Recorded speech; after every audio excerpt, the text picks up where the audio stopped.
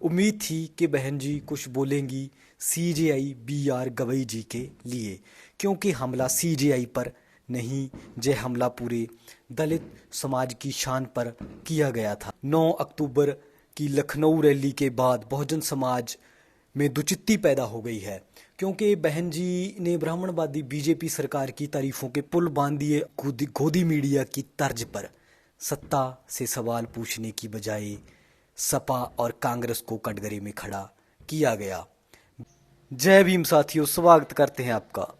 दोस्तों, 9 अक्टूबर 2025 को साहब श्री कांशीराम जी के परिनिर्वाण दिवस पर बहुजन समाज पार्टी ने एक बहुत बड़ी रैली रखी थी, जिसको लेके बहुत बड़ी हाइप मीडिया में बनी थी और हमारे बहुजन समाज के लोगों को भी बहुत सारी आशाएं, उम्मीदें थीं कि ब्राह्मणवाद का प्रकोप जो हमारे देश में दोबारा से बढ़ रहा है, उसके खिलाफ कोई बड़ी मूवमेंट शुरू होगी और साहब श्री कांशीराम जी के परिनिर्वाण के दिन उनकी संघर्ष भरी जिंदगी से प्रेरणा लेकर के मूवमेंट को और गति दी जाएगी। उम्मीदें जय भी थीं कि पार्टी को अलविदा कह गए, दूसरी पार्टियों में शामिल हो गए, कुछ लोग दोबारा पार्टी ज्वाइन करेंगे। दोस्तों, मैं हूं संदीप सिंह।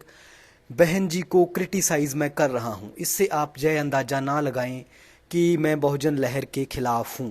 मैं दिल से जय भीम कहने वाला व्यक्ति हूं। पर अगर हमारे वो नेता जिनसे लाखों लोग उम्मीदें लगाए बैठे हैं कि वो हमारी अगुवाई करेंगे और हमारे हक की लड़ाई लड़ेंगे, अगर वो नेता आउट ऑफ ट्रैक जाएंगे, अगर वो नेता बहुजन समाज का मैदान छोड़कर ब्राह्मणवाद के रास्ते पर जाएंगे, तो उनको ट्रैक पर लाने के लिए उन नेताओं की आलोचना बहुत जरूरी है। दोस्तों, 9 अक्टूबर की लखनऊ रैली के बाद बहुजन समाज में दुचित्ती पैदा हो गई है, क्योंकि बहन जी ने ब्राह्मणवादी बीजेपी सरकार की तारीफों के पुल बांध दिए और टारगेट किया सिर्फ कांग्रेस और समाजवादी पार्टी को। प्रोटोकॉल के हिसाब से विरोध सत्ताधारी पार्टी का किया जाता है। कांग्रेस पिछले 12-13 साल से केंद्र की सत्ता से बाहर है और समाजवादी पार्टी भी उत्तर प्रदेश की सत्ता से लंबे समय से बाहर है, पर फिर भी गोदी मीडिया की तर्ज पर सत्ता से सवाल पूछने की बजाय सपा और कांग्रेस को कटघरे में खड़ा किया गया। बहन जी के भाषण से ऐसा लग रहा था कि वो भूल गई हैं कि सत्ता में कांग्रेस और समाजवादी पार्टी नहीं है। ऐसा तो गोदी मीडिया भी कर रहा है, वो भी हर गलत बात के लिए कांग्रेस को जिम्मेवार ठहराता है, ना कि सत्ता में बैठी हुई बीजेपी को। दूसरा था कुछ ही दिन पहले एक ब्राह्मणवादी व्यक्ति द्वारा CJI of India BR Gavai ji को अपमानित करने के लिए जूता फेंका गया था। उम्मीद थी कि बहन जी कुछ बोलेंगी सीजेआई बीआर गवई जी के लिए, क्योंकि हमला सीजेआई पर नहीं, जे हमला पूरे दलित समाज की शान पर किया गया था। बहन जी उस घटना के बारे में भी चुप रहीं। हालांकि जब से बीजेपी सत्ता में आई है, तब से दलित उत्पीड़न जो है वो बहुत ज़्यादा बढ़ गया है। पर ये सीजेआई वाला जो मामला है, जो तो अभी अभी हैपन हुआ था, इस पर कुछ बोलना चाहिए था बहन जी को। और जिस महापुरुष की पुण्यतिथि पर वो रैली हो रही थी, उस महापुरुष की जो विचारधारा थी, जिससे पूरा दलित समाज प्रेरणा लेता है, उस मान्यवर जी की बात भी बहुत कम की गई बहन जी के द्वारा।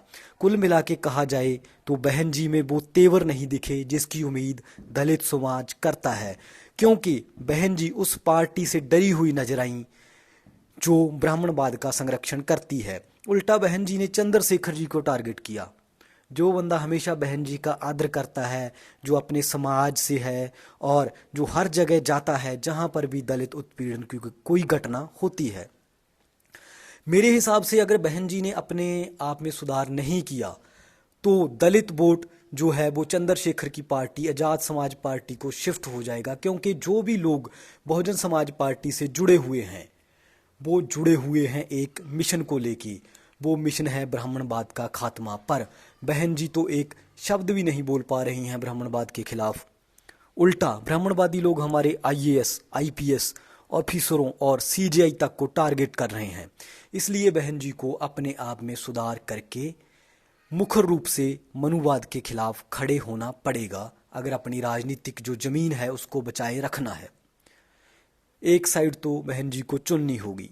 अम्बेडकरवाद या ब्राह्मणवाद। जय भीम साथियों, जय भारत, धन्यवाद।